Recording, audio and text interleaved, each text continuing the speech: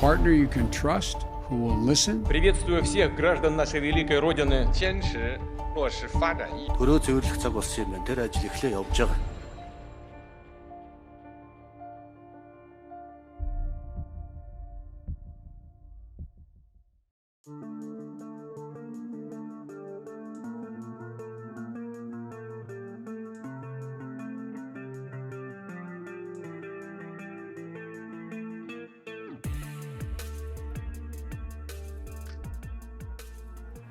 За Америкийн нэгдсэн улсын ерөнхийлөгч Жо Байден 2024 оны 4-р сарын 10-нд төрийн ажил хийж буй Японы ерөнхий сайд Кишида Фумио хүлээн авч зөөвөн танхимд чухал уулзалт хийж энтгэг номхон далайн бүс нутагт чухал түвшлийн харилцааг бэхжүүлэх зорилготой байгаа бөгөөд бус нутагт хятадын цэрэг эдийн засгийн нөлөө ихсэж байгаа өнөө үед энэ уулзалтыг хийж байгаа нь зүгээр нэг хэрэг биш байхаа. За Байден Кишида нарын хоёр талын уулзалтын хүрээнд олон чухал салбарыг хамаарсан 70 гаруй гэрээнд гар үсэг зурах төлөвтэй байгаа. За үүнд Япон Америкийн нэгдсэн улсын цэргийн хүчний нэгдсэн байдлыг сайжруулахын тулд Японд Америкийн нэгдсэн улсын хүчний бүтцийг өөрчлөх, хамтын ажиллагааг сайжруулах, хоёр улсын батлан хамгаалахын зэрэг зэвсгийг хамтран үйлдвэрлэх, цэргийн аж үйлдвэрийн зөвлөл байгуулах зүйлүүд багтана. За мөн Америкийн нэгдсэн улс, Австрали, Япон улсуудын нэгдсэн пүүжингийн довтлогоноос хамгаалах байгууламж яригдж байгаа. За Япон улс анхны сансрын нисгчээ саран дээр буулгах сонирхолтой байгаа энэ үед сансрын хамтын ажиллагааны талаар мөн ярилцлаа. За мөн сүүлийн жилүүдэд хоёр орны оюутны солилцоо удаашралтай байгаа энэ үед хүмүүсийн харилцаа холбоог нэмэгдүүлэх арга замыг тодорхойлохоор удирдагчид ярилцаж, санал солилцож байна. За уулзалтын дараа Америкийн нэгдсэн улс, Япон, Филиппиний удирдагчдын дээд хэмжээний анхны уулзалт мөн болно. За номхон далайн бүс нутагт хятадын төрөмгийлэл, хойд Солонгосын цөмийн өдөн хатгалахтаа хэрхэн тэнцэх талаар ярилцаж, тодорхой гэрээлцээр хийхээр төлөвлөж байгаа. За мөн Америкийн нэгдсэн улс хойд Солонгостой урьдчилсан нөхцөлгүйгээр хоёр талын хурцдсан асуудлуудыг ярилцаж хэл зохицолтой байгаагаа мөн илэрхийлээд байхаа. За энэ саналыг Японы засгийн газар мөн дэмжиж байгаагаа илэрхийлсэн. Тодорхойлох юм бол 3-р сарын 19-нд Америкийн нэгдсэн улсын төрийн нарийн бичгийн даргын зүүн Аз номхон далайн асуудал хариуцсан орлогч Жуанг Пак бүгд найрад гачсан Солонгос улстай Вашингтон яриа хэлцээр хийх эрмэлзэлтэй хоёр орон олон чухал асуудлуудаар ярилцах боломжтой гэж мэдгдсэн.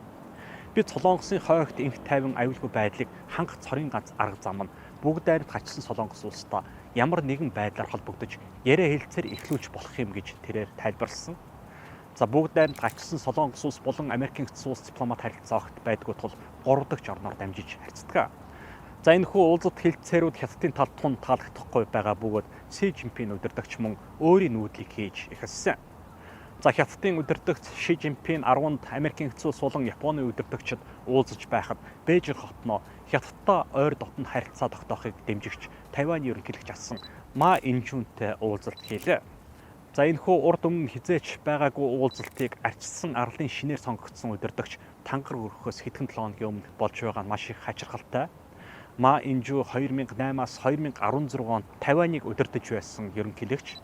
За энэ уулзалт нь 1949 онд Чинкаши Тайбэй руу дөрвснөөс хойш анх удаа Тайваны ерөнхийлөгч асан хүнийг хятадын удирдагч Бээжинд хүлээн авч уулзаж байгаа явдлууд шахмаа. За том гүрнүүдийн гадаад дотоод бодлого, явуулж хэрэгжүүлж байгаа стратегийн алтнууд нь бүгд өөр хоорондоо уялдаатай хөдөлгөөн байдаг. Ягж шатар тоглож байгаа мэт. За жишээ нь Японы ерөнхий сайд 2023 оны 3-р сард Украины Киев хотод айлчиж ерөнхийлөгч Зеленскийтэй уулзсан. За Зеленский Японы эцгийн газрын тэргүүнийг олон улсын дэг журмыг хамгаалагч Украины эртний анд гэж нэрлэж байсан.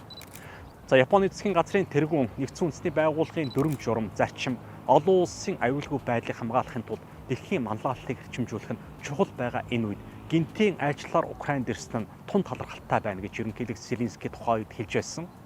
За айлчлалынхаа үеэр Кишида Киев хотын ойролцох Буча хотод мөн зочилж байсан. За тэрээр орон нутгийн сүмийн өмнө цэцэг өргөж мөн ам өргөстийн гэгэн дурсгалыг хүндэтгэн 1 минут дуугүй зогсож хүндэтгэл үзүүлсэн. За Буча хотод гимзэмгүй энгийн иргэд ам өргөцсөн нь дэлхийн нийтийг цочирдуулсан гэж Японы ерөнхий сайд тухайн үед хэлж байсан. За Кишидагийн 2023 онд Украинд хийсэн айлчлал бүгд найрамд хятад ард улсын дарга Си Жинпиний Орос улбооны улсад хийсэн айлчлалтаа давхцсан. Кремльд Орос улбооны улсын ерөнхийлөгч Владимир Путинтэй хийсэн хэлцээний үр дүнд 2 гэрээд гар үсэг зурсан. За иж бүрэн түншлэлийн харилцаа, стратегийн харилцан үйлчлэлийг гүнзгийрүүлэх тухай гэрээ. Мөн Орос хятадын эдийн засгийн хамтын ажиллагааны үндсэн чиглэлийг 2023 он хүртэл хөгжүүлэх тухай гэрээнд гар үсэг зурсан. За Оросууд хятадуудаас их зүйлийг хүсэж байсан хэдий ч талаар болсон. За тухайн үед олон улсын шинжээчд айлчлалыг өрчлөн дүгнэж байхдаа Орос улбаны улсад их хэмжээний зэр зэвсэг болон санхүүгийн дэмжлэг үзүүлэх байх гэж бичиж байсан.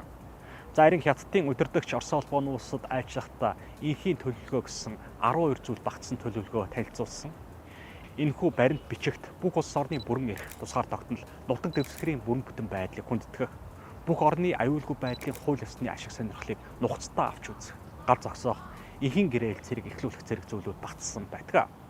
Энэ мэт дэлхийн чиг хандлага геополитикийн том тоглогчдын өөр хоорондоо хэрхэн тохиролцох, хэрхэн өөрийн орондоо ашигтай гэрээлзээ хийж, бусад ашиг сонирхол ижил төсөөтэй улс орнуудтай харьцаж байгаас их зүйл хамаардаг. Түүхэндээ өмнө дайсагнаж дайтаж байсан ард түмэн одоо эв нэгдэл их тайвныг эрхэмлэн явж байгаа улсууд бол ялдчгүй Америк болон Япон улсуудыг сүүлийн 80 жил босгосон харьцаа. Байден албан ёсны хүлээн авалтанд хэлсэн үгэндээ бид хамтдаа өмнө түүхэндээ байгаагүй харьцааг илүү ойр хүчтэй үр дүнтэй болгосон гэж мэдгдсэн. Мөн тэрээр 100 жилийн өмнө Япон улс бэлгэлсэн 3000 гаруй Сакура мод Вашингтон хотод жил бүрийн хавар цэцгэлдэхэр энэхүү эслийн бэлэгдэл хэмээн тэрээр хэлсэн. Япон улс 2026 онд болох Америкийн нэгдсэн улсын 250 жилийн ойг тохиолдуулан 250 шинэ мод тарих үүрэг мөн хүлээсэн. Мөн Байден хэлсэн үгэндээ Америкийн нэгдсэн улс Японы түүхэнд хар болсон өдрийг дурссан. Цус урсгасан түүхийг авч үзэх юм бол хоёр улс дайсгансан хэвээр үлдэх нь амархан байсан хэдий ч үүний оронд бид илүү сайн сонголт хийсэн. Бид хамгийн дотны найзууд болсон гэж Байден хэлсэн. Иймд ч улс төр нэвтрүүлгийнхаа өнөөдрийн дугаараар Батбаяр МИБ үзэгч та бүхэндээ дэлхийн 2 дугаар дайнд Япон улс ямар үүрэг оролцоотой оролцсон, асар алдаатай бодлогын улмаас улс орноос сүрүүлж, гамшигт байдалд хүрч, газар нутгаа алдсан түүхийг үзэгч та бүхэндээ үзүүлэхээр шийдлээ. Бид бусдын хийсэн алдаанаас суралцж бай цааш буруу зүйл хийхгүй зөв алхах учиртай. Мөн заримдаа түүх давтагдах явдал олон байдаг тул бид түүхээс суралцж бай цааш алдаа гаргалгүй хөгжих учиртай байдаг.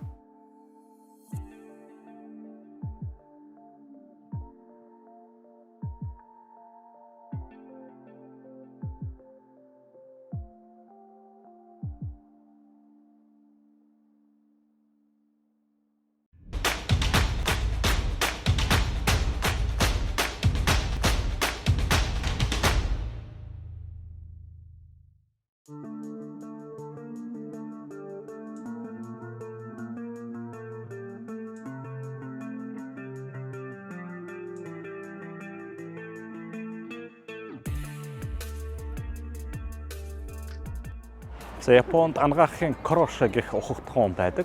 За энэ нь хит их ажил ачааллаас болж өгөхийг хэлдэг ухагтхан. За ийм онцтойгоор Японд жилд 10,000 хүн нас барж байгаа бөгөөд дэлхийд энэхүү шалтгаанаар нас эцэлсэн одоо хүний тоогоороо тэргүүлж байна. За Япончууд маш их дэг журамтай ажилсаг хууль дүрм зөрчилдөггүй дэлхийн нийт сайн мэдээ. За энэ улсын иргэдийн дийлэнх нэр төр гэдгийг амьдралаас илүү үнцэнтэй гэж үздэг. За худал хэлэхгүй, хуурахгүй байх нь чухал зарчим. За ийм үзэл баримтлал ухагтхан Япончуудад хэдэн зуун жилийн турш бий болсон. За иймд Япон хүн болгон ямар ч зүйлд хандахдаа чин сэтгэлээс үүрэг хариуцлагатай ханддаг. Тэд улс орондоо бүхнийг зориулж чаддаг хүмүүс байдаг. Зөв зөвхөн хариуцлагатай байх ёстой. Бүхий л нөөц боломжоор хүч чадлаараа шавхан ажилдаа хандах ёстой байдаг. За ийм л зан чанартай хариуцлага дэг журамтай байж Япон улс богино хугацаанд дэлхийн 2 дугаар дайны дараа дэлхийн тэргүүлэх улс болж чадсан. За Япон улс дэлхийн 2 дугаар дайнд ялагдаж атомын бөмбөгт ирвэгдэж 2 том хот газартаа тэгшлэгдсэнийг та бүхэн сайн мэднэ. За Япон улс ямар ч байгалийн баялаггүй дайны дараа бүх колони улсыг нь хураан авсан бөгөөд дайны дараа 4 удаа аимшигт газар хөдлөлтөнд нэрвэгдэж атомын захиргаан станцанд доголдож дэлхийн нийтэд байгалийн гамшиг авчрах шахсан аюултай нөхцөл байдал бүрдэж байсныг та бүхэн мэдэх байх. Гэсэн хэдий ч Япон улс дэлхийн 3 дахь эдийн засаг хэвээр байхаа. За хамгийн дэвшигтэй технологиг бүх салбартаа ашиглаж хамгийн жижиг газар нутагт хамгийн том зах зээлийг бий болгосон ард түмэнг та бүхэн сайн мэднэ. Олон зуун жилийн турш Японы арал гадны ертөнцөөс тусгаарлагдсан байлаа. 19-р зуун хүртэл гадны иргэд Японы аралд хөл тавьж чаддаггүй байсан. Японы засаг захиргаа бүхий л гадны улс орнуудтай харьцуулахгүй байсан бөгөөд тэднээс ирж буй холбоо тогтоох хүсэлтэнд шууд татгалздаг байлаа. Гадны иргэд Японы аралд өөрийн соёл зан заншил, амьдралын хэв маягийг авчирч, энэ нь Японы ард түмний аж амьдралд нөлөөлж, цаашлаад төрд нөлөөлнө гэж тэд үзэж байсан. Гадаад ертөнцтэй харьцахдаа тун болгоомжтой зөвхөн хөрш хятад болон Солонгосын ард түмэнтэй харьцдаг байлаа.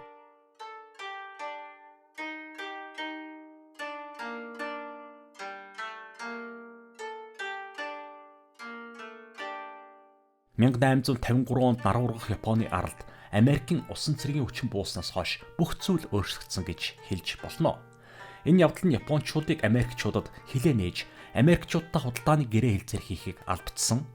Үүнээс хойш жилийн дараа Америкчууд 7 хүлэг онгоцтой Японы аралд эргэн ирсэн бөгөөд Токио хотыг их буугаар галлах болно гэж айлхан сүрдүүлж байж японочдыг Америк нэгдсэн улстай инх тайван найрамдлын гэрээг үзгэлсэн. Япон болон Америк нэгдсэн улсын хооронд дипломат харьцаа тогтоож худалдаа 8 хөгжиж Японы арал хаалттай арал байхаа болсон.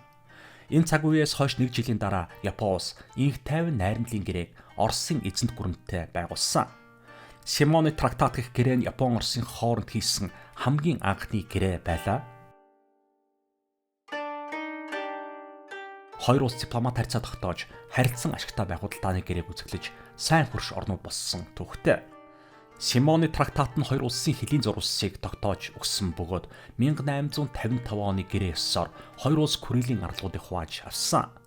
Оросуудад Итүрүү барлаас хойш бүх арлууд ногдсон болвол Япончуудад Курилийн арлуудын өмнөд хэсэг нь очсон. Сахалин арлыг хамтран эзэмших болсон бөгөөд хамтарсан засаг байгуулахаар тохирсон.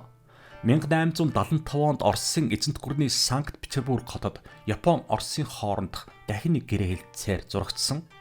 Тэрхүү гэрээ ёсоор Японы тал өөрийн мэдлийн Сахалин арлын хувьяасаа татгалзаж, харин оронд нь Курилийн бүх 18 жижиг арлуудыг авахаар тохирсон.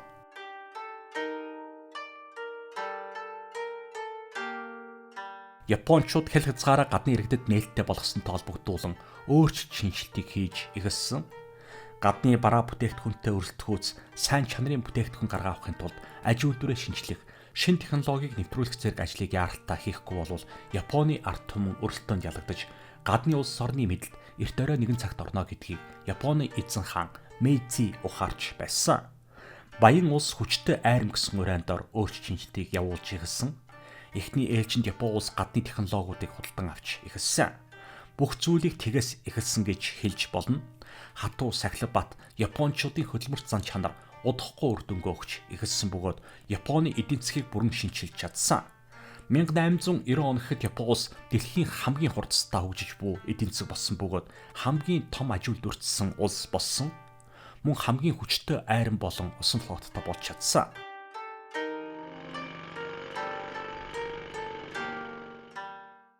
Японы эзэн хаант улсын аюулгүй байдал хөрш зэрэгэлдээ Солонгос улстай салшгүй холбоотой байлаа. Эзэн хаан Мэйзи болон Японы засгийн газар Солонгосын хойгийг гадны улс орнуудад алдахгүй байх бүхий л боломжоор ажиллаж байлаа. Газар зүүн байрлалын хувьд Солонгосын хойг нь Японы ардтай хамгийн ойр байралтай тул Японы аюулгүй байдалд хамгийн чухал газар нутаг гэж үзэж хэрвээ гадны улс орнууд Солонгосын хойгийг алдах юм бол тэд зүрхэн тулгсан хутга болно гэдгийг ухаарч байлаа. Хэрвээ Солонгосын хойгийг гадны улс орнууд элсэн нөрмгийж чадах юм бол Японыг сүрдүүлж, Японы дотоод хэрэгт оролцож, өөрсдийн болдгийг тулах болно. Ийм Солонгосын хойг Японы хувьд хамгийн амин чухал асуудал байсан бөгөөд төрүүлж Солонгосын хойгийг мэдлэлдээ авах нь Японы засгийн газрын нэн тэргүүн зорилго байлаа. Мөн ижил төсөөтэй зорилгыг Хятад улс өөртөө тавьсан байсан. Солонгосын хойгийн асуудлаас болж Хятад болон Япон улсуудын хооронд харьцаа муудаж улмаар 1864 онд дайн болж өргөцсөн.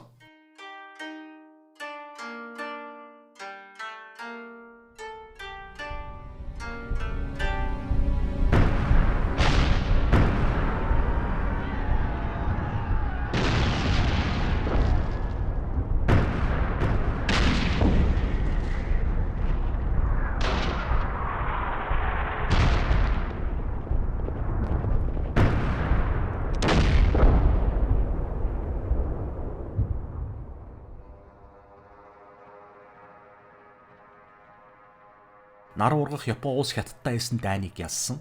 Дайны үр дүнд Хятад улс Солонгосын хойгийг Японы эзэнт гүрний эрх мэдлийн газар нутаг гэдгийг хөлөөн зөвшөөрсөн. Мөн Хятадын Тайвань болон Пинхао арлыг Япон эзэмших болж Ляодүний хойгийг мөн мэдлэлдээ авсан. Хятадын стратегийн хамгийн том далайн боомт болох Порт Артур тэрхүү хойгт байрладаг.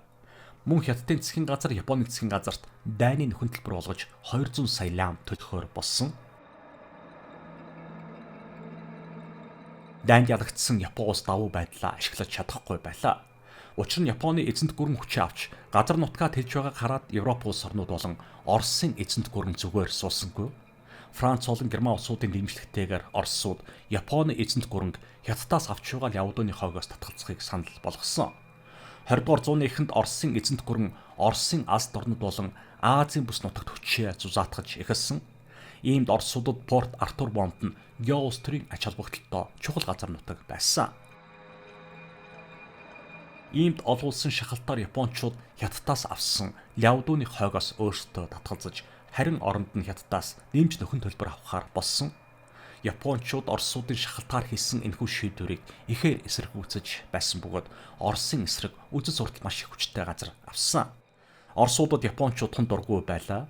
1898 онд Хятадууд Оросуудад 25 жилийн хугацаатай Порт Артур бомбыг төрөөслөх гэрээ хийсэн. Оросууд бомбд далайн усан цэргийн бааз байгуулах саналтай байсан. Тэрхүү баазын тусламжтайгаар Оросууд Азад орнод номхон далайн улс орнуудыг хянах хүсэлтэй байлаа. Мөн Оросууд Порт Артур бомбыг Манжууртай холбох төмөр зам барих хүсэлтэй байсан бөгөөд хүсэлтээ Хятадын засгийн газарт хургуулсан байлаа. Оросын цэргийн бааз Японы мэдлийн гэгддэг Солонгосын хойгт тун ойртож ирж байгааг хараад Япончууд тун дургуутсан байдалтай байсан. За Япончууд Солонгосын хойгт стратегийн сонирхол аль хэвээс байсан. Ийм үүднээс Япончууд Солонгосын хойгт цэргээ оруулсан. Тэр цаг үедээ давхцсан Оросууд Манжуур нутгийг өөрийн нөлөөнд оруулах гэж 1900 оны эхэнд цэргээ оруулсан. Мөн Оросууд Солонгосын хойгийн хойд засагт орж ирсэн тул Япон Оросын хооронд зөрчил үүсч бага хэмжээний засаг мөргөлдөөн нь сүүлдээ бүрэн хэмжээний дайн болж өргөцсөн. Мөн бус нутагт Европ болон Америкч өөрөнгөсөн сонирхол байсан. Тэр үед хүчтэй нь хүчгүйгээ барьж өөрийн колони улс болгодог байсан зарчимтай байсан. За хинэн төрүүлж газар нутаг колони улсаар тэсэд нь ашиг хүртэж бусд нь энэ манай газар нутаг гэж улаан шугам татдаг байлаа. Япон мөн адил цаг алдалгүй өөрийн газар нутгийг тэлэх колони улстай болох төлөвлөгөөнд орсон. За Японы ашиг сонирхол нь эхэндээ хамгийн ойр Солонгосын хойг болон Манжуурын газар нутаг байсан. Ийм ч үүднээс Япончууд эдгээр газар нутгийг эзлэн авах төлөвлөгөөгөө хэрэгжүүлж эхэлсэн бөгөөд тухайн үед Хятад улс тун сул дороо эсэргүүцэл үзүүлэх хүчгүй байсан. За мөн Солонгос тэр үед хүч султай байсан. Иймд тэрхүү Манжуур болон Солонгосын хойгт Орос болон Япон улсын ашиг сонирхлын огтлцол бий болсон. Аль аль нь энэхүү газрыг өөрт авах хүсэлтэй байлаа. 1904 онд хоёр эзэнт гүрний харьцаа улам хүндэрч дайн болж өргөдсөн. Далайн тулаан дайны үр дүнчүүд нөлөөлсөн. Японы эзэнт гүрний усан хөлөг онгоцнууд хамгийн сүүлийн үеийн зэрэг зэвсэгтэй байсан төдийгүй хамгийн сүүлийн үеийн техник технологиг ашигладаг байсан. Тухайн үед хамгийн холын тусгалтай Японы их буунууд Оросуудад ямар ч шанс өгөөгүй. Гол хоёр далайн тулаанд Оросууд ихээхэн хэмжээний хохирол амсаж ялагдсан. 1904 онд Порт Артурт байсан Оросын эзэнт хааны усан флотыг Японы усан флот дайрч устгаж чадсан.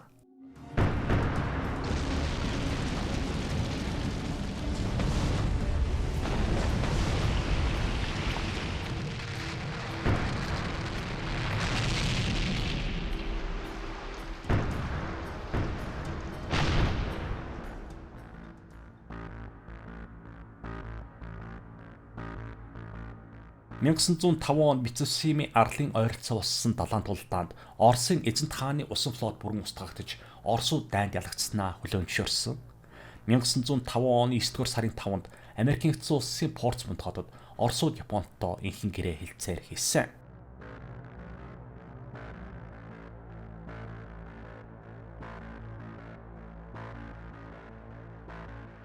Энхийн гэрээ ёсоор Оросууд Япончуудад Сахалины арлын өмнөд засгийг өгөхөөр болж Солонгосын хойгийг Японы эрх мэдлийн газар нутаг гэдгийг хүлээмжшөөрсөн. Мөн Оросууд Япончуудад өмнөд Манжуурын төмөр замыг ашиглах гэрээгээ шийдвэрлэхээр болж Порт Артур бомбыг өгөхөөр болсон. Япончуудын мэдлэлт явдууны хойг тэр чигээрээ орж ирсэн. Сүүлийн 10 жилийн хугацаанд Япончууд Хятад болон Оросын эзэнт гүрэн буулгавч чадсан бөгөөд бус нутагтаа давмгайлсан эрх мэдэлтэй гүрэн болж өргөцсөн. Японы аж үйлдвэрлэл дэлхийн 1-р дайнд ихээхэн зэрэг зэвсгийн захиалга авч ажилласан бөгөөд эдийн засаг маш их хурдцтай өсөж байсан. Мөн дайнд оролцож байсан Герман улсын Аз дахь колони улсуудыг Япон улс эзэн нөрмөглөх зорилго агуулсан.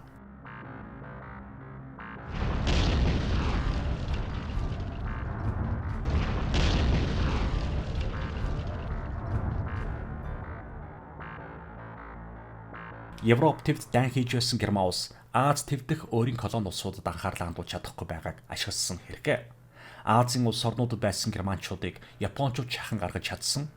Дэлхийн 1-р дайн Герман улс болон түүний холбоотнууд ялагдаж 1919 онд дайнд ялсан 5 улсын санаачлагаар Францын Версаль хотод инхийн гэрээлцээр болсон. Америкийн Нэгдсэн улс, Англи, Франц, Итали зэрэг Европын улс орнуудын хамт энэхүү инхийн гэрээлцээрт дайнд ялсан Япон улс мөн оролцсон.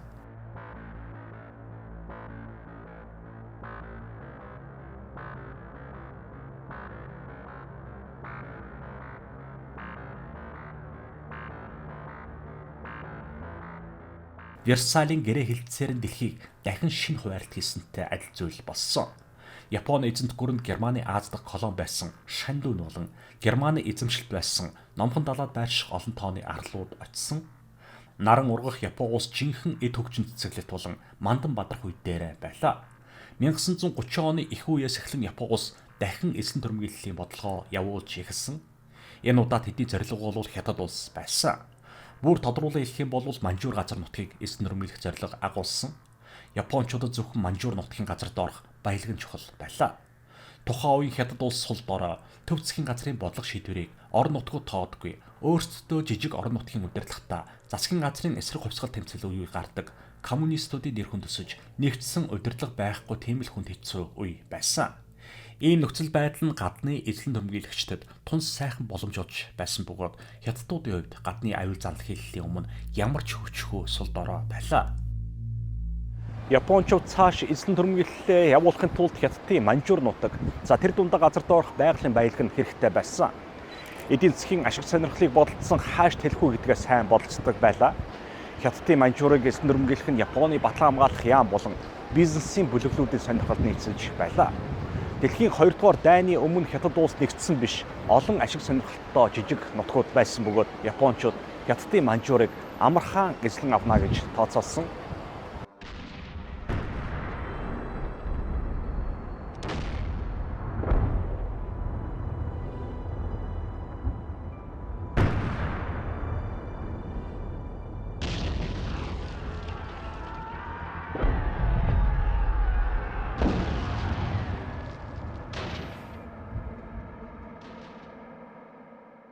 Япон Хятадуудын хооронд болж байсан жижиг сөргөлдөөн, зэвсэгт мөргөлдөөн зэрэг нь 1931 онд бүрэн хэмжээний Японы эзэн нөрмөглөл болж хувирсан.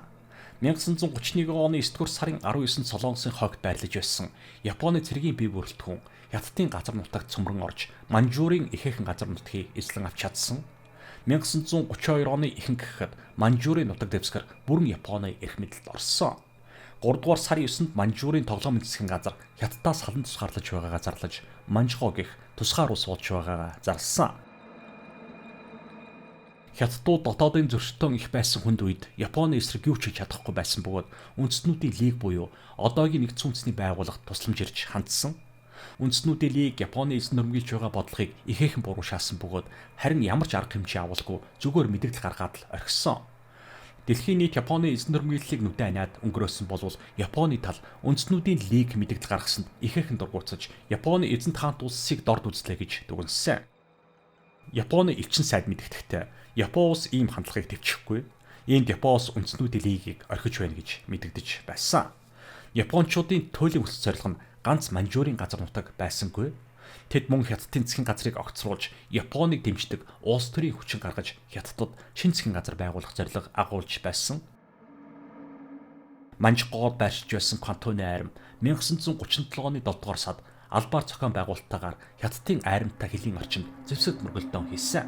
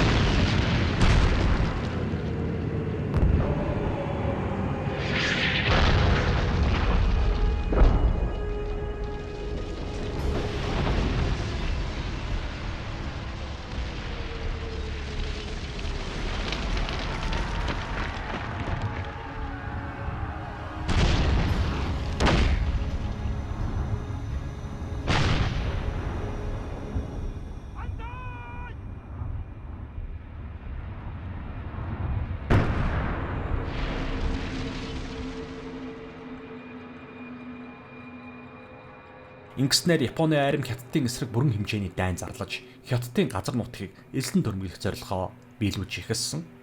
300 мянган цэргийн албан хаагчдаа 12 дивиз Хятадын газар нутг руу цөмрөн орсон.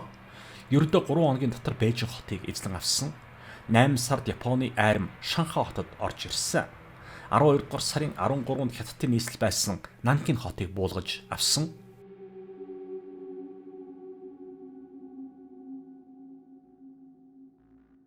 Хятадууд зэр зэвсэггүй бэлтгэл муутай байсан хэдий ч Японы эзлэн дөрмөглөгчдийн эсрэг маш их зоригтой тулдаж хүчтэй эсэргүүцэл үзүүлж байсан. Япончуудын маш богино хугацаанд Хятадын газар нутгийг эзлэн авах анхны төлөвлөгөө хэрэгжээгүй. Дэлхийд дахин Японы эзлэн дөрмөглөлийн эсрэг нэгдэж эхэлсэн бөгөөд маш ихээр Японыг үзэн ядах болсон. Японы эсрэг дэлхийн томоохон гүрнүүд эдийн засгийн хориг тавьж, дайныг үргэлжлүүлэх мөнгө төсөв хомсдож, улам бүр туйлдж эхэлсэн. Манжгаа улсын хойд хэл буюу манай Монгол улстай хэлэлдэг хэлийн зурвас жижиг хэлийн мөргөлдөөн ихээр гарах болсон. Удалгүй хэлийн зурвасын маргаан даймжирч зэвсэгт мөргөлдөөн болсон.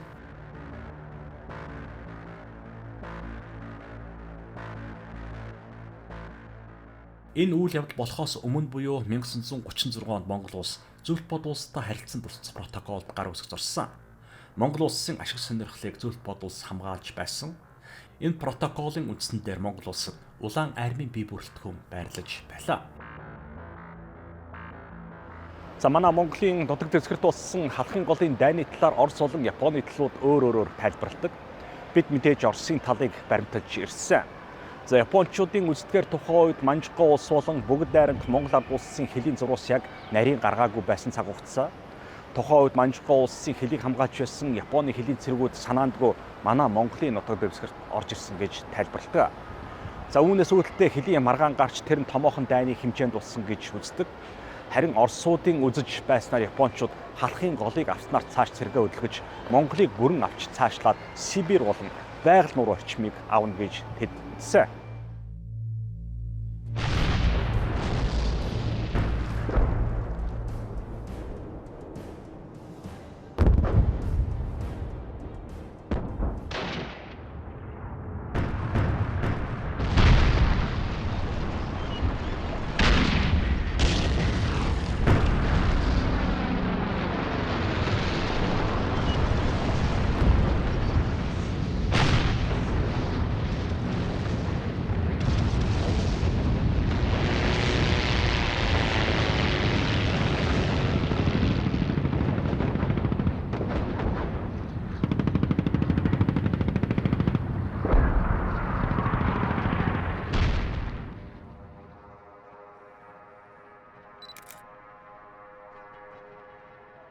Япон болон Зөвлөлт бод улс Монголын цэргийн бүрэлдэхүүний хоорондын цэргийн мөргөлдөөн 1939 оны 5 дугаар сард эхэлж 4 сар үргэлжилсэн. 9 сард хоёр улс гал зогсоох гэрээ хэлцээр хийж Манжгаа улс болон манай Монгол улсын хоорондын хэлийн зурвас ерөөсөө өөрчлөгдөхгүй. Япончууд энэхүү маргааныг хурдан эзлэн шийдвэрлэх хүсэлтэй байсан бөгөөд Япончууд хоёр фронтод зэрэг дайдах хүсэл байгаагүй.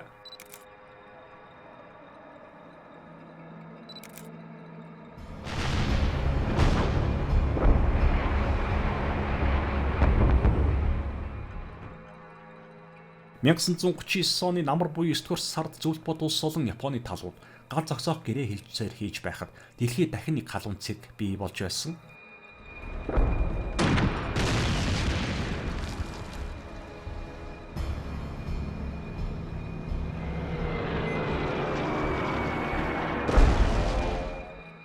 Германы айрам хөрш зэрэгэлдээ Польш улс руу цохилт өгч эхэлсэн.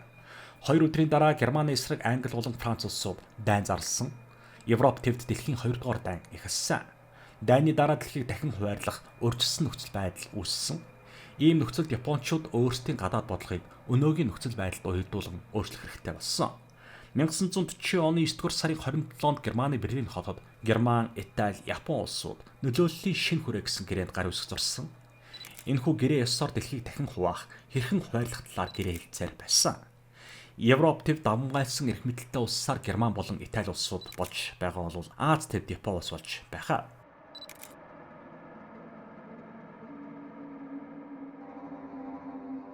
Япон улс тухайн үед милитаризм буюу цэргийн аж үйлдвэрлэл цэргийн дэглэмтэй байлаа. За Герман нацизм буюу үндэсрэг үзэлтэй гитлерийн дэглэм. Харин Итали улсад Муссолинигийн бүрэн фашист эхлэмжтэй байсан. За энэхүү гурван улс үзэл баримтлалын хувьд өөрч улс орноо удирдан авч яваа хэлбэр болон явуулж буй гадаад бодлогын төсөөтэй зүйл их байлаа. Гурвуулаа дарангуйлагч эхлэмжтэй. За энэ гурван улс яг нэг нэгэндээ тун таарч байсан. Япон улс бүхий л хүч чадал, анхаарлаа газрын тос болон байгалийн баялаг ихтэй зүүн өмнөд Азийн улс орнууд руу чиглүүлж байлаа. Зорилго нь Малайз, Индонез болон Филиппин улсууд байсан. Эдгээр улс орнууд тухайн үед Америкийн эцэг улс болон Английн эрх мэдлийн газар нутгууд байлаа. Япончууд эдгээр улс орнуудыг эзлэн түрэмгийлж чадах юм бол Хятадд хийж байсан дайныг дуусгах чадна гэж тооцоолсон. Америкийн эцэг улс болон Европын улс орнуудын эдийн засгийн хоригт орсон Япон улс шатхуун болон аль зүдвэрлэлээ явуулах түүхий идэггүй эдийн засгийн хямрал нүүрлэж ихэлсэн. Зүүн өмнөд Азийн улс орнууд руу Япон улсын цэрэгээ оруулах нь шууд Америкийн эцэг улстай нүүр тулж дайн зарлана гэсэн үг. Тухайн үед Америкийн эцэг улс дэлхийн 2 дугаар дайнд хэний ч талд орлохгүй төвийг сагсан байдалтай анхааралтай хөндлөнгөөс бүхнийг анзаарч байсан. Гэсэн хэдий ч харин Японы Хятадын эзлэн түрэмгийллийг ихээхэн шүүмжилж Хятадд зэрэг зэвсгээр тусалж байсан. Иймд Япон улс Америкийн эцэг улсын нөлөөллийн улс орн руу цөмөргөн орвол дайн гарах нь гарцаагүй. Токио Америкийн эцэг улстай дайнхын хувилбарыг судалж үзсэн бөгөөд дайн гарсан тохиолдолд хойноос 3 дахь улс орн Япон руу цөмрөн орж ирэхгүй байх тал дээр ихээхэн анхаарсан. Америкийн эцэг улстай дайдж байхад Оросууд хойцгоос нь ороод ирэх юм бол Япон 2 фронтод дайдж чадахгүй. Иймд Япон улс 1941 оны 4-р сард Оросын Москва хотод Японы засгийн газрын төлөөлөл ирж уулзсан. Гэрээ хэлцээрийн үр дүнд Япон улс зүйлт бодулсаас Сахалины арлын хойцхийг чөлөөж өг гэж хүсэхгүй болсон бөгөөд хариуд нь зүйлт бодулс Хятадд тусламж дэмжлэг өгөхгүй болсон. Мөн хоёр улс хоорондоо төвийг сахих гэрээ хэлцээрт гар үсэж зурсан. Гэрээ ёсоор хэрвээ гэрээнд оролцогч аль нэгэн улс нь өөр улс оронтой дайн хийх тохиолдолд гэрээнд гар үсэж зурсан нөгөө тал нь дайныг дуустал маргаанд оролцохгүй төвийг сахих болно гэсэн залттай. Зүүн өмнөд Азийг эзлэн түрэмгийлэх хаалга нэгдсэн гэж хэлж болно. Тухайн үеийн зүйлт бодулсын засаг захиргаа өөрийн цэргийн хүчин тэмч итгэлтэй байгаагүй бөгөөд мөн Герман улс нь зүйлт бодулс руу цохилт өгвөл Германы холбоотон Япон хойд талаас мөн цохилт өгчихвээ гэсэн айцтай байсан. Иймд тухайн гэрээ хоёр улсад хоёуланд нэн чухал гэрээ хэлцээр болж өгсөн.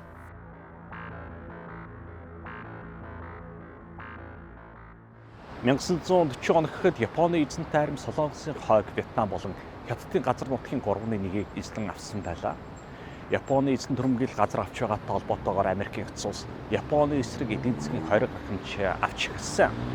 Япон улс өөрийн гэсэн байгалийн баялаг байхгүй бөгөөд дайныг цааш хөгжүүлэх тун хэрэгтэй газрын доос төмөрлөгийн түүхий эдийн экспортыг зогсоосон нь тун хүн байдалд оруулсан. За Америкт одоо хэцэх гэж олон удаа орцсон боловч амжилтанд хүрээгүй. За Америкчууд зүүн өмнөд Азид өөрийн гэсэн ашиг сонирхол байсан бөгөөд Японыг Хятадын эзлэн түрэмгийллээ зогсоож бус нутагт инх тайван байдлыг эрхэмлэхийг шаардсан. Япончуудын хувьд хүн сонголтын өмнө тулж ирсэн бөгөөд нэг бол байгалийн ариун баялагтай Америкийн ашиг сонирхлын нутаг дэвсгэр болох Вест Индиа хүрэх эсвэл Америкт урьдчилан цохилт өгч буулгаж авах гэсэн сонголт байлаа. Аль аль нь эрсдэлтэй Америкт гарцаагүй дайн хийх байдалд хүргэнэ.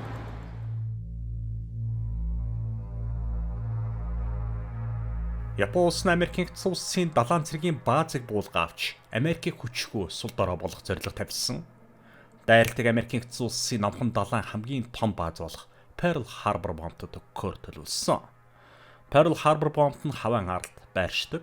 1941 оны 12 дугаар сарын 7-нд нэгэн зэрэг Японы хүлэг онгоцнуудаас 360 бөмбөгдөгч онгоцнууд хөөрч хаваан арлыг чиглэн дүүссэн.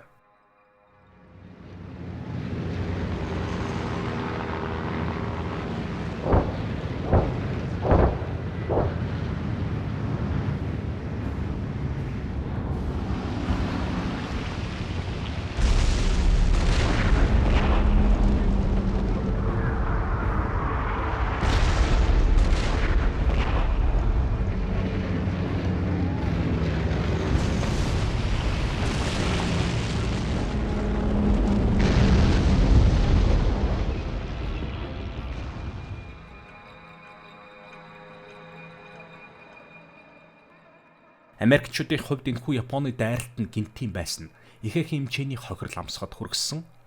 Ямар ч тагнуулын мэдээлэл байхгүй. Америкчууд ямар ч аюул занал хийлэл ирнэ гэдгийг мэдээгүй. Япончууд Америкийн эцэг улсын 4 линкор усан онгоцыг живүүлж 10 хүлэг онгоц хүнд гэмтэл авсан. Япончууд 29 онгоцоо алдсан. Номхон далайн Америкийн нэгдсэн улсын усан флот үгүй болсон тайлал зүйл болсон гэж хэлж болно. Ийм том давуу талтай болсон Японы эзэн хөрмгөлөгчд гол зорилгоо хэрэгжүүлж эхэлсэн. 12 дугаар сарын 21-нд Японы эзэнт гүрэн Таиландыг эзлэн авсан. 12 сарын 25-нд Хонконг, Гуам, мөн Сингапур цэрэгээ оруулсан. 1942 онд Япончууд Мьянмар, Индонез, Шинэ Гүнэ, Соломоны арлууд болон Ява арлыг эзлэн авсан. Ганцхан жилийн дотор Японы эзэн хааны эрх мэдэлд зүүн өмнөд Азийн дийлэнх улс орнууд болон Хятадын дийлэнх нутаг дэвсгэр багтан орсон. Орос Японы дайны дараагаас эхлэн Япончууд өөрсдөө итгэлтэй болж ирсэн бөгөөд цэргийн аж үйлдвэрлэлийг маш ихээр дэмжиж Японы үндэслэх үзэл газар авсан.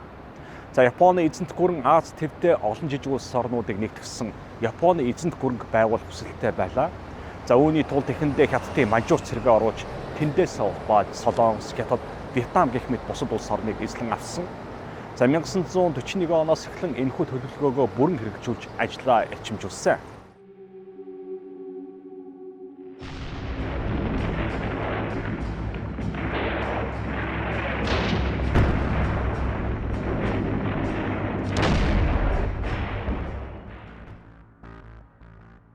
Япончууд богино хугацаанд маш их амжилт гаргасан хэдий ч Азтай удаан хугацааны дайнд Америкийн нэгдсэн улс болон англичуудтай өрсөлдөж сөргөлдөж чадахгүй. 1943 оноос эхлэн Америкийн нэгдсэн улс болон түүний холбоотой улс орнууд Япончуудыг эзлэн авсан газар нутгаас нь хөөн гаргаж эхэлсэн. Гол хөдөлгөх хүч нь Америкийн цэргийн хүч байсан бөгөөд Япон улс 1944 он гэхэд зүүн өмнөд Азийн эзлэн авсан бүхий л газар нутгаа алдсан.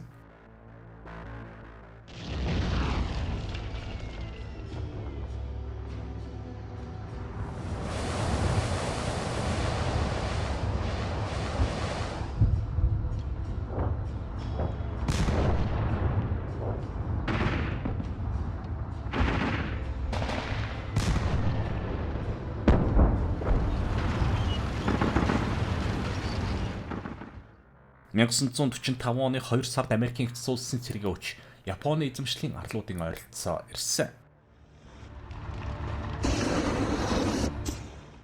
Японы эзэнт гүрэн Америкийн нэгдсэн улстай хийж байгаа дайнд ялагдах нь гарцаагүй болсон байлаа. Гэвч Япончууд үүнд өөрсдөө итгэхийг хүсээгүй. Японы цэргүүд эзэнт гүрнийхээ төлөө ам бие хайрлахгүй тулалдаж байсан. 1945 оны 3 сард Америкийн нэгдсэн улс Японы 2 арлыг эзлэн авсан. Иважима болон Окинава арлууд арлын Япон оршин суугчд болон арлыг хамгаалж байсан Япон цэргүүд амь насаа өөрсдөө ээгүүтгэж байлаа. Тэд Америкчуудад эзлэгдэхгүй гэсэн хүсэлтэй байсан. Цөөн цэргүүд л гараа өргөж олзлогдсон.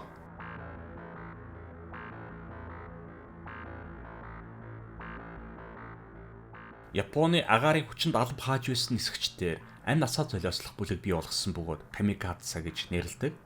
Тэд амь насаа үл хайхран эх орныхоо төлөө, эзэн хааныхоо төлөө гэд бахархалтайгаар даалгаврыг биелүүлэхээр явдаг байлаа. Хөөхөөс өмнө нисгэгчид Японы үндэсний арх саке ууж, зүрхөө чангалан, хөлг онгоцоо Америк улсын хөлг онгоцнууд руу чиглүүлэн мөрөгдөг байсан. Японы цэргүүд ам бие золиосч байсан хэдий ч фронтод дахиж гарахгүй Японы хувь заяа шийдэгдсэн байлаа.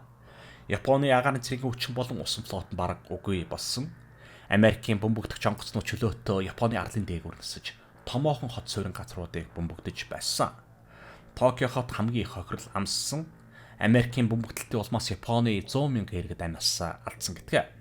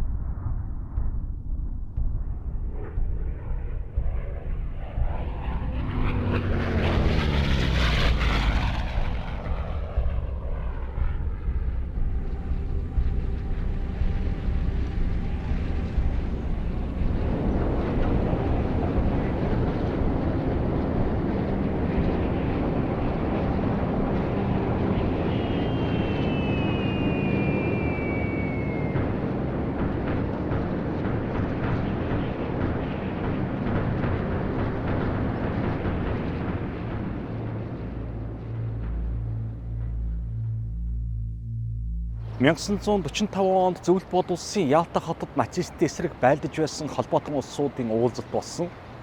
За энэхүү уулзалтанд Америкийн нэгдсэн улс, Англи, Зөвлөлт бод улсын удирдагчид оролцсон.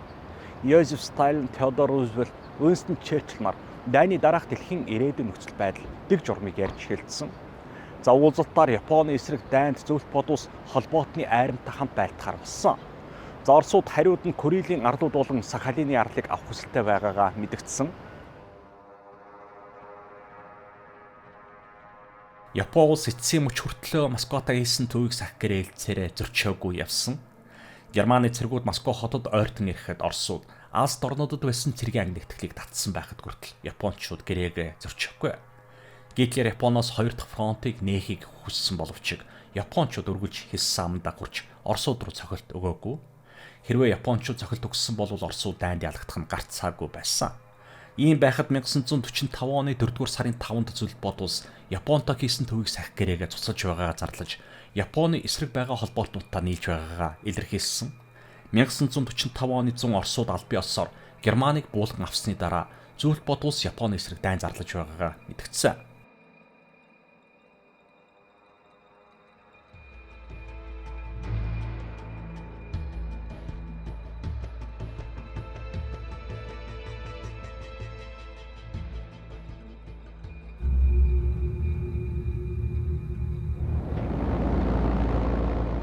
(1945 оны 8 сарын 6-нд дайны хурдан дуусгах зорилготой Америкчууд дэлхийн түүхэнд хамгийн анхны цөмийн бөмбөгийг Японы Хиросима хотод хаясан. Хот бүрэн устсан.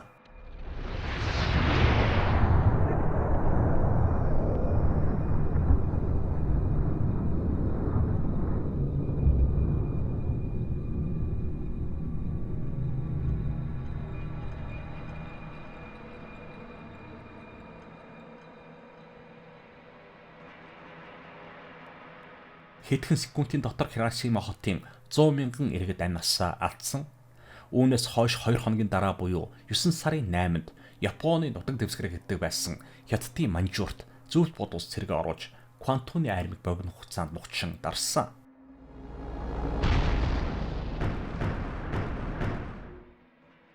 Зөвлөлт бод улсын цэргийн бие бүрэлдэхүүн Японы газар нутагт орж Сахалин арлын өмнөд засгийг мөн Курилийн арлын бүх арлуудыг эзлэн авсан.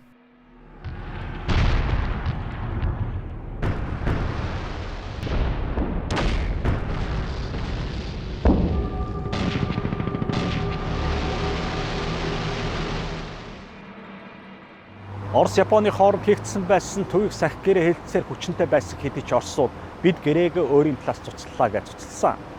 За хүчинтэй гэрээ ёссоор аль нэг тал гэрээг цуцлах хүсэлтэй бол нөгөө талдаа мэдгдсэнээс хойш гэрээ цааш 1 жилийн хүчинтэй гэсэн залттай байсан. За иймд Япончууд Оросуудыг гэрээгээ зөрчсөн гэж одоо батал буруутгадаг. За олон улсын хууль дүрмийг зөрчин Японы хүнд байдлыг далимдуулсан гэж буруутгадаг. За гэрээгээ Оросууд зөрчихгүй гэж үзсэн Японы хойцогт байсан цэргийн анги нэгтгэл Америкта байлдаж байгаа газар нутагт шилжүүлсэн хойд хэл сул үед Оросууд дайсан гэж үздэг. Мөн Манжуураас Япончууд цэрэгээ өөр фронт руу татсан сул байгаа гэдгийг Оросууд ч мэдэж байсан гэж буруутгадаг. Гэхдээ дайн бол дайн гэж үг байдаг. Хэнд ч итгэх ёсгүй.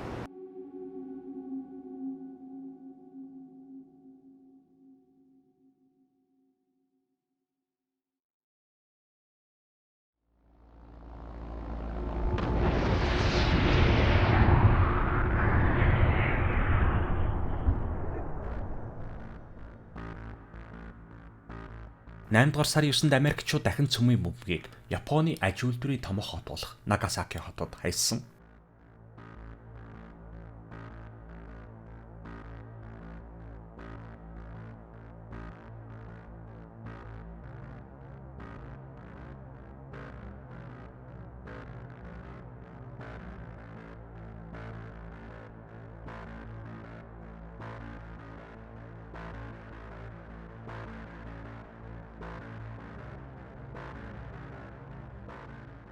Нагасаки хотын 75 мянган иргэд хоромхон зуур амнасаа алдсан.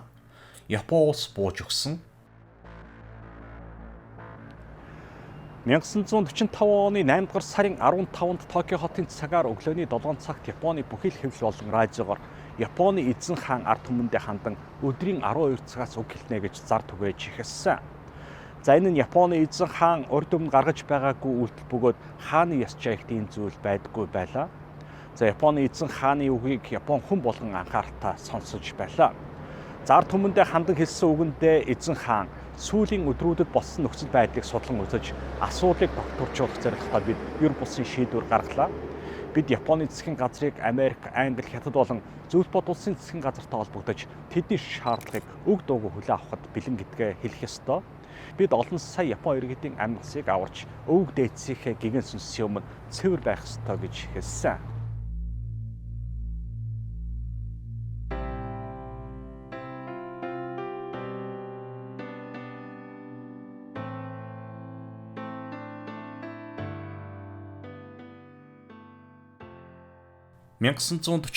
оны 9 дугаар сарын 2-нд Японы Токиогийн буланд орж ирсэн байсан Америкийн Миссури хөлөг онгоцны давтсан дээр Японы гадаад иргэн сайд Маморе Сигамоцу бууж өгөх актанд гар үсэг зурсан. Японы ард түмэн сүүлчийн зэрэгэ өртөлтэй айдах хүсэлтэй байсан хэдий ч Японы эзэн хааны шийдвэрийг дагсан. Япончуудын хувьд эзэн хаан бол бурхан гэсэн үг. Японы Курилийн арлуудыг эзлэн авсан Зөвлөлт бод улсын цэргүүд аралд аж төрж байсан Японы иргэдэг хурдан орон гэрээ хураалган арлыг орхихыг шаардаж эхэлсэн. Хэрвээ үлдэх хүсэлтэй иргэд байх юм бол Зөвлөлт бод улсыг иргэн болно гэж мэдэгдэж байлаа. Хэдэн үеэрээ аж төрж байсан Япон иргэд тун хүнд хэцүү сонголтын өмнө ирсэн. Үлдэх юм бол өвөг дээдсийнхээ үлдээс хөрөнгийг цааш нь аваад явна. Үгүй бол хов хоосон юу ч үгүй өөр газар, шинэ газар нутагт шилжнэ. Гэсэн хэдий ч Зөвлөлт бод улсын тусгай албаны хүмүүс Япон иргэдийг албаар хавчин гадуурхаж байж суух боломжгүй болгож байсан бөгөөд дийлэх Япон иргэд газар нутгаа хайж нүссэн. Дэлхийн 2 дугаар дайны дараа Японы эзэнт гүрэн бүрэн сүрж дампуурл эрмэгт ирсэн. Дийлэх томоохон хот суурин газрууд газартаа тэгшлэгдэж нил харвтаанд нэрвэгдэж байлаа. Олон мянган иргэд амнасаа алдаж эдийн засаг илгээрээ хэвтсэн. Япон улс бүхий л колони улсуудаа алдсан. Японы эсрэг байсан холбоотнуудын дунд цорын ганц Японы нутаг дэвсгэрийг эзлэн авсан улс нь Зөвлөлт бод улс байлаа. Оросууд Японы Курилийн арлуудыг эзлэн авсан бөгөөд Японд эргүүл өгөхгүй гэдгээ мэдэгдэж байсан. Зөвлөлт бод улсын тэргүүлэгчдийн хурлын тогтоолоор Курилийн арлуудыг Сахалин арлын хамтаар өмнөд Сахалин нутаг дэвсгэр болгон өөрчиж Хабаровск мужийн бүрэлдэхүүнд өгсөн. За дэлхийн 2 дугаар дайнд Япон ялагдсан ч Японы ард түмэн Курилийн арлыг Оросууд хууль бусаар хүчээр авсан гэж үздэг. За Япончууд эдгээр арлуудын төлөө дайн хийгээгүй бөгөөд Японы газар нутаг анхнаасаа байсан гэж үздэг. За Кушинар, Хабумай, Итүрү, Ишикатан гэсэн 4 арал байдгийг та бүхэн сайн мэднэ. 1951 оны 9 дугаар сарын 8-нд Америкийн нэгдсэн улсын Сан Франциско хотод Америкийн нэгдсэн улс болон холбоотой улс орнууд Япон улстай инхийн гэрээнд гар үсэг зурсан. Инхийн гэрээний нэг нөхцөл нь Япон улс Курилийн арлуудаас татгалзах байсан. Япончууд Курилийн арлуудаас татгалзсан боловч Японы эрэхтэй ойр байрлах Кушинар, Хабумай, Итүрү, Ишикатан арлуудыг Курилийн арлуудтай ямар ч холбоо байхгүй. Манай газар нутгийн салшгүй 4 арал гэж мэдэгдсэн. Япончууд энэ 4 арлыг эргүүлэн Японд өгөхийг Зөвлөлт бод улсаас шаардсан. 1956 онд Москва хотноо Зөвлөлт бод улс Японы зөвлөлтгөө улсуудын дараа хамтарсан мэдээлэл гаргасан байдаг. Мэдээлэлд хоёр улсын хооронд байсан дайны нөхцөл байдлыг зогсоож байгаа бөгөөд дипломат харилцаагаа сэргээж байгаа.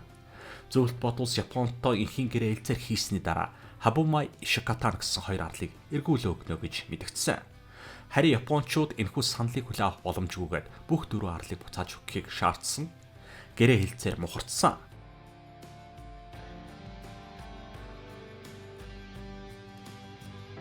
Япончуудад өгөхөөр шийдсэн байсан 2 арал нь бусад 2 арлаас хэмжээгээр маш бага арлууд байсан. Мөн арлуудаас дөрвсөн Японы ард иргэд ийм шийдвэрийг хүлээн авахгүй гэдгээ мэдэгдэж байсан. Иймд засгийн газар бүгд 4 арлыг авах шийдвэр гаргасан.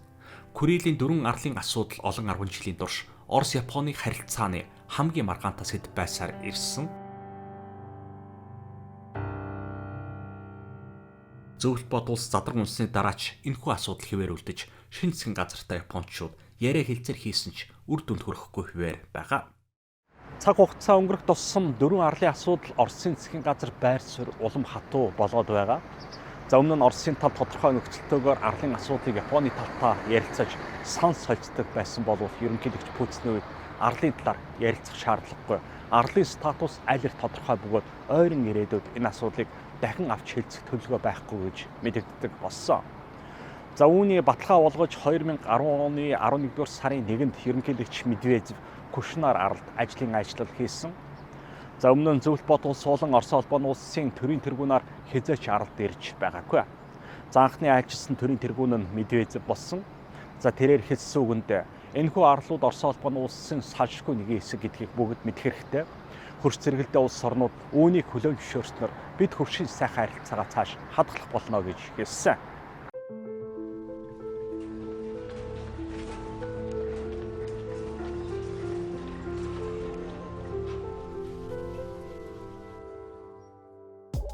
«21-р зуун гараад Японы арал дахин хүчтэй зохилтонд өртсөн. Энэ удаад хүн биш, харин байгалийн гамшиг Японы арлыг давшилсан. Маш хүчтэй газар хөдлөлт болон далайн цунами Японд тохиолсон. Японы түүхэнд маш хүчтэй 10 газар хөдлөлт тохиолсон байдаг. Хамгийн эртний тэмдэглэл үлдсэн газар хөдлөлт бол 1293 оны газар хөдлөлт 23,000 иргэд амь насаа алдсан гэж тэмдэглэн үлдсэн байдаг бол 17-оос 19-р зуунуудад маш хүчтэй газар хөдлөлтүүд мөн болж байсан. Харин 21-р зуунд болсон газар хөдлөлт Японы түүхэнд хизээч өмнө болж байгаагүй хүчтэй газар хөдлөлт болсон.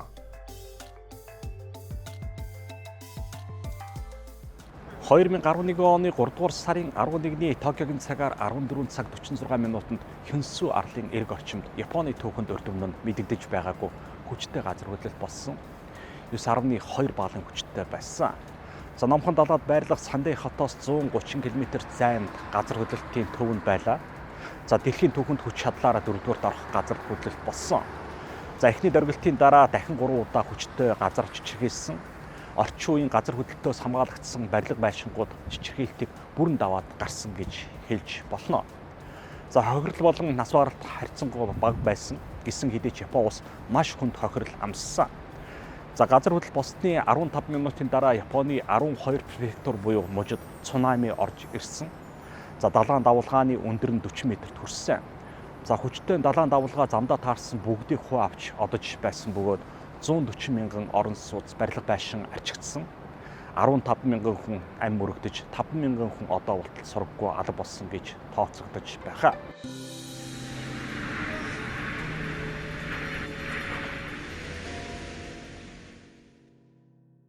Хүчтэй газар хөдлөлтний улмаас далаад цунами гэх хүчтэй давлгаа бий болж Японы эргийн хот суурин газруудыг үгүй хийсэн. Мөн Японы атомын Фукусима цахилгаан станц гэнтэл авч цөмийн цацраг гадагшилсан. Станцыг анх төлөвлөж барихдаа 5 метрийн өндөртэй далайн давлгааг даана гэж бодож барьж байгуулсан. Харин тухайн далайн давлгааны өндөр нь 14 метр байсан. Станцын цахилгаан системууд нь эхлээд унтарсан. Мөн далайн ус цөмийн реакторыг хөргөөж байдаг усны системд орсон. Үүнээс болж реакторыг хөргөөж байдаг систем ажиллахгүй болсон. 8 цагийн турш цөмийн ургуул явагдаж байсан реакторыг хөргөөж байх систем ажиллахгүй байсан сууч цөмийн реактор маш их халсан. Эцсүүлдээ реактор дэлбэрсэн. Цөмийн цацраг гадагш гарсан. Ийм хүн цаг үетэй нүүр тулсан Японы засгийн газар хизээч Курилын арлыг эргүүлээ авах асуудлыг хойш тавьж байсангүй. 2011 оны 4 сард газар хөдлөөд 1 сар гаруй болж байхад Японы боловсролын яам хүүхдүүдийн сурах бичгийг шинжилсэн бөгөөд тухайн номонд Японы гэгдэг 4 арлыг хууль бусаар эзлэгдсэн газар нутаг гэж тодорхойлсон байдаг. Япончууд энэхүү 4 арлаа хизээ нэгэн цагт эргүүлэн авна гэдэгтээ бүгд эргэлздэггүй. Засгийн газар ч гэсэн энэ асуудлыг хизээч хойш тавьдаггүй бөгөөд нэн тэргүүний шийдэх асуудлыг нэгт тавьдаг.